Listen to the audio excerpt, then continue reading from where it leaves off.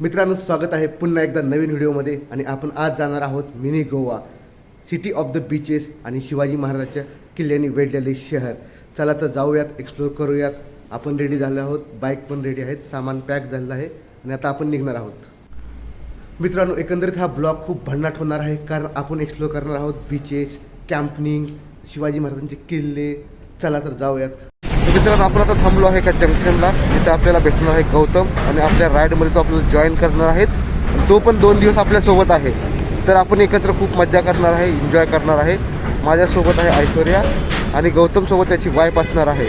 तर 2 कपल फुल एन्जॉय करणार आहोत. आम्ही 2 दिवस फुल एक्सप्लोर करणार आहोत. तुम्ही पण ब्लॉग एन्जॉय करा. तर मित्रांनो, एकंदरीत गौतम आता आलेला आहे आणि आपण निघणार आहोत अलिबागच्या दिशेने. तर मित्रांनो, आपण अलिबागलाच काय जाणार आहोत, कारण अलिबागला जाण्यासाठी हा सर्वात बेस्ट सीझन आहे आणि अलिबागला मस्त असे बीचेस आहेत. तसे तिथे आपण कॅम्पिंग पण करणार आहोत. तसेच अलिबागला मस्त शिवाजी महाराजांचे किल्ले आहेत, तर ते पण आपण एक्सप्लोर करणार आहोत. तर खूप एक्साइटमेंट आहे आणि अशा एक्साइटमेंटमध्येच आपण जाणार आहोत अलिबागला. तर तुम्ही हा ब्लॉग पूर्ण एन्जॉय करा. आपण अलिबागबद्दल फुल डिटेलमध्ये इन्फॉर्मेशन देणार आहोत, सोबतच पूर्ण अलिबाग हे एक्सप्लोर पण करणार आहोत. मित्रांनो, जर तुम्हाला मुंबईहून अलिबागला बाय कार किंवा बाईकने जायचं असेल तर तुम्हाला पनवेल या शहरात यायला लागेल. तिथून तुम्हाला पळसपे फाटावरून मुंबई गोवा हायवे पकडून अलिबागला जावं लागेल. महाराष्ट्रातल्या कोकण भागात स्थित अलिबाग हे सुंदर समुद्रकिनारे आणि प्राचीन किल्ल्यासाठी ओळखले जाते. अलिबागच्या विविध पर्यटन स्थळांपैकी Alibag beach, Kihim beach, Akshay beach, Mandwa beach, Kashid, Varsoli, Nagaon beach आणि मुरुड ही बीच अलिबागमधील लोकप्रिय समुद्रकिनारे आहेत. पर्यटक खांदेरी किल्ला, कुलाबा किल्ला, मुरुड जंजिरा किल्ला, विक्रम विनायक मंदिर किंवा बिर्ला मंदिर, चुंबकीय वेधशाळा आणि कोरलाई किल्ल्याला भेट देऊ शकतात. अलिबागमधील काही पर्यटक. मित्रांनो, अलिबागला हे अलिबाग नाव का पडले याच्या मागची अशी आख्यायिका आहे की इथे एका अली नावाच्या श्रीमंत मुस्लिमाच्या बागा होत्या, त्याच्यामुळे या शहराला अलिबाग हे नाव देण्यात आले. अलिबागने वर्सोली येथे सिद्दी आणि कान्होजी आंग्रे यांच्यात अनेक ऐतिहासिक लढाया पाहिल्या आहेत. तर मित्रांनो, तुम्हाला एकंदरीत प्रश्न पडला असेल की अलिबागला कसं जायचं. अलिबागला जाण्यासाठी पर्यटकांसाठी अनेक पर्याय आहेत. मुंबई विमानतळ हे जवळचे विमानतळ आहे, जे अलिबागपासून फक्त 101 किलोमीटर दूर आहे. पेन रेल्वे स्टेशन हे जवळचे स्टेशन आहे, जे अलिबागपासून फक्त 28 किलोमीटर दूर अंतरावर आहे. मुंबई, रत्नागिरी, सिंधुदुर्ग आणि दिवा जंक्शन येथून नियमित गाड्या आहेत. अलिबागपासून 102 किलोमीटर अंतरावर मुंबई छत्रपती शिवाजी टर्मिनल्स हे प्रमुख रेल्वे स्थानक आहे. अलिबाग, मुंबई, लोणावळा, पुणे, रत्नागिरी, कोल्हापूर इथूनही अलिबागला येण्यासाठी खूप साऱ्या बस भेटतात. तसेच मुंबईच्या गेटवे ऑफ इंडियावरून फेरीबद्दल अलिबागला जाता येते.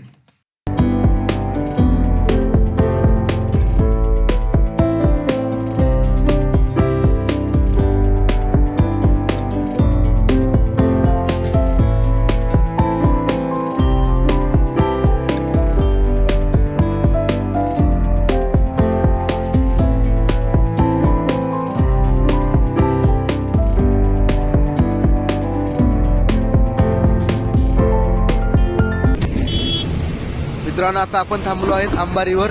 तुम्ही माझ्या मागे बघू शकता, अंबारीवर आहे आणि याच्याच मागे JSWचा प्लांट आहे. तर पेनमधील सर्वात मोठा JSWचा प्लांट इथेच आहे आणि हा अंबा नदीच्या काठावर वसलेला आहे.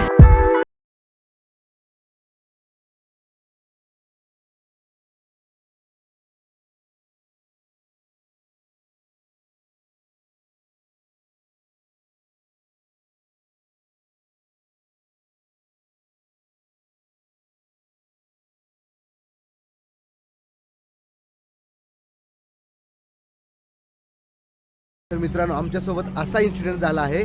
आपण पेनपासून समोर आल्यानंतर मुंबई गोवा महामार्गावर एक ब्रिज येतो. सर्रास लोक तो ब्रिज घेतात आणि त्या रोडनी पुढे येतात.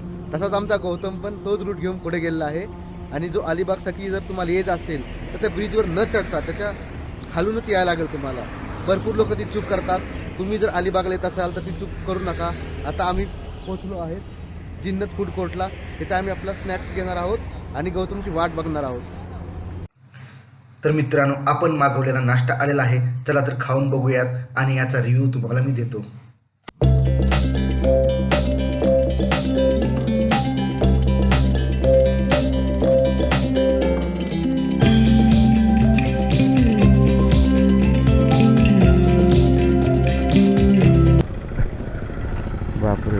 ट्रॅफिक ऑन पीक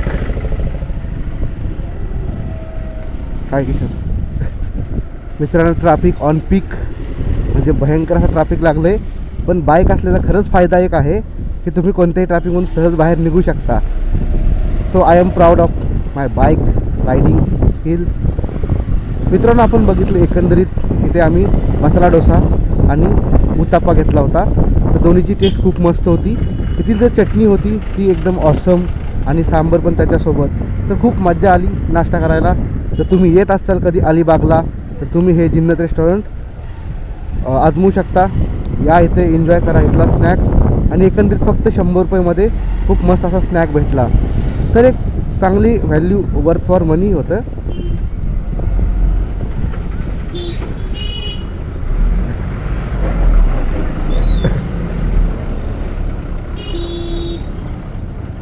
आजोबा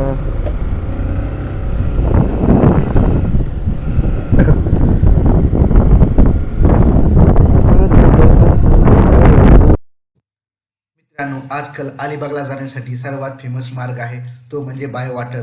तुम्ही 40 ते 45 मिनिटामध्ये गेट ऑफ इंडिया वरून मांडवाला पोहोचू शकता आणि तिथून तुम्हाला बसची सेवा अवेलेबल आहे. ती सेवा घेऊन तुम्ही डायरेक्ट अलिबाग बीचला वगैरे जाऊ शकता. तर मित्रांनो, आजकाल हे खूप प्रसिद्ध आहे आणि खूप लक्झरीज बोट पण आहेत, M2M फेरीज पण आहे. तर लोक त्याच्यातून जात आहेत, एन्जॉय करत आहेत. तुम्ही जाऊ शकता, त्याचा एन्जॉय घेऊ शकता. मित्रांनो, तुम्ही माझ्या समोर बघू शकता अलिबाग बीचची कमान दिसत आहे. आता आपण अलिबाग बीच जवळ पोहोचलो आहोत. तर आता सर्वात मोठं चॅलेंज आहे की तर पार्किंग. चला बघूयात कुठं आपल्याला पार्किंग भेटते आणि आपण आपली बाईक सेफली पार्क करू शकू. कारण आपण अलिबाग बीच एक्सप्लोर करून कुलाबा किल्ला जाणार आहोत. कमीत कमी 4 ते 5 तास आपल्याला बाईक इथेच ठेवावी लागणार आहे. त्यासाठी सेफ पार्किंग बघणं हे खूप गरजेचं आहे.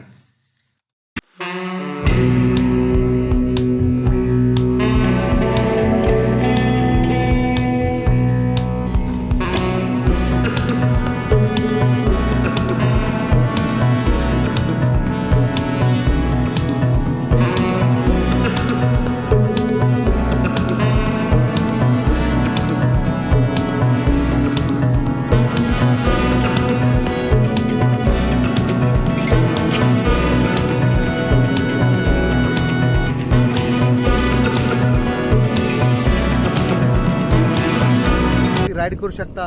त्याच्यानंतर उंटाची राईड आहे आणि ते बैलगाडी घोडागाडी पण आहे. तर मित्रांनो, चला आता आपण जाऊया.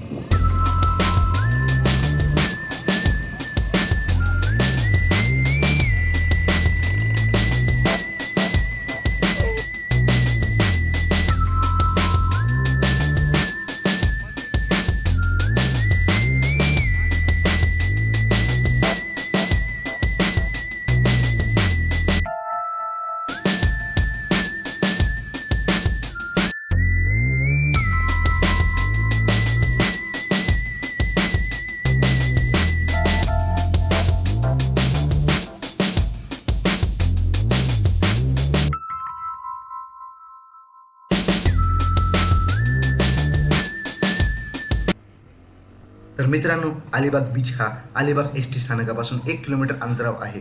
तसेच हा 4 ते 5 किलोमीटर लांबीचा वालुकामय किनारा आहे. महारती नाक्याहून थेट पश्चिमेय किनाऱ्याला जाताना रस्ताही तितका स्वच्छ, हवेशीर आणि अतिसुंदर आहे. तर मित्रांनो, आपण बीचवर गेल्यानंतर आपल्याला किनाऱ्यावर पोचल्यावर ऐतिहासिक कुलाबा किल्ल्याचे दर्शन होईल. संपूर्ण किल्ल्याचे दर्शन करीत मौशार वाळातून चालत असताना किनाऱ्यावरील सुरूची उंच उंच झाडे, त्यांना साथ देणारी नारळाच्या झाडाची शोभा आपले मन खचितच मोहून टाकेल, यात काही शंका नाही. किनाऱ्यावरील खाजगी व सरकारी बंगल्यामुळे हा किनारा अधिकच खुलून दिसतो. शिवाय किनाऱ्यावरील शहाळ्याचे पाणी, आईस्क्रीम, भेळपुरी, पॅटीज इत्यादी खाद्यपदार्थ विक्रेते तिथे आहेत.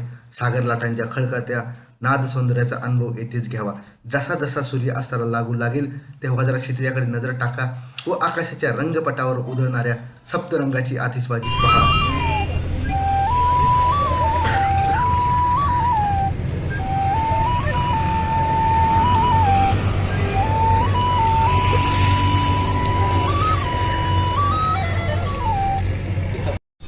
तर मित्रांनो, आता आपण पोहोचलो आहोत कान्होजी आंग्रे यांची समाधी जी अलिबागमध्ये आहे.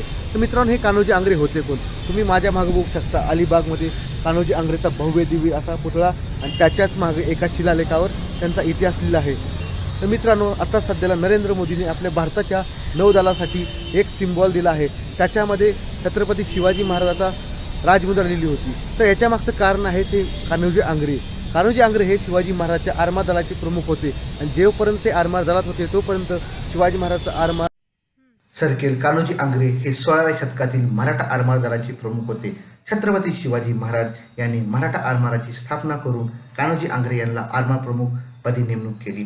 त्यांची इंग्रज, पोर्तुगीज, डच, फ्रेंच आरमारासोबत लढून मराठा आरमाराचा भगवा समुद्रात फडकवत ठेवला.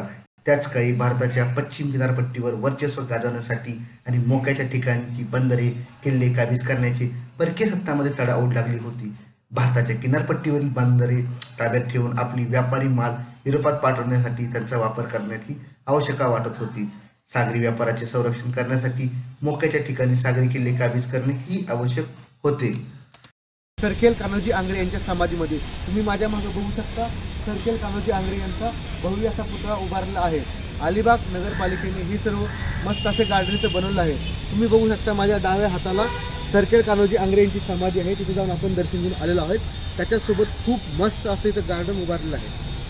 तर मित्रांनो, 15 सप्टेंबर 1951 रोजी भारतीय नौदलाच्या पश्चिम विभागाचे नामकरण INS आंग्रे असे करण्यात आले. कान्होजी आंग्रे यांच्या निर्विवाद कर्तृत्वाला हा मानबिंदू आहे. दक्षिण मुंबईतील ओल्ड बॉम्बे कॅसॉल येथे नौदलाच्या आवारात कान्होजी आंग्रेचा पुतळा उभारण्यात आला.